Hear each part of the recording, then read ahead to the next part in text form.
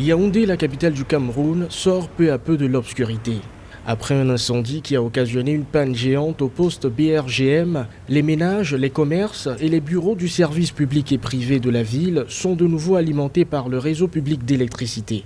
Selon Eneo, la société en charge de la production et la distribution de l'électricité, la reprise normale va se faire progressivement avec des réparations qui pourraient durer entre 3 et 6 mois.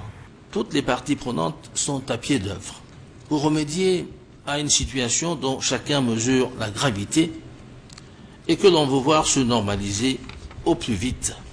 L'ampleur des dégâts aura requis l'acquisition de nouveaux équipements et, par voie de conséquence, un délai supplémentaire de temps nécessaire à la réalisation des travaux appropriés par les ingénieurs sur le terrain.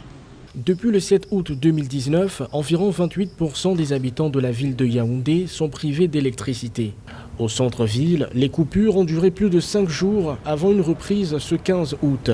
La question, elle est là, parce qu'en fait, à l'époque, lorsque c'est l'État lui-même qui gérait, on n'avait généralement pas eu à faire face à autant de délestages. Mais depuis lors, il y a eu des travaux d'entretien qui n'ont pas été menés. Celui qui était là, qui est le président du Sénat actuellement, il était vraiment dans son élément. Le gouvernement a entrepris la construction de plusieurs barrages hydroélectriques et des centrales de gaz. La mise effective en activité reste attendue pour les ouvrages dont la construction est achevée.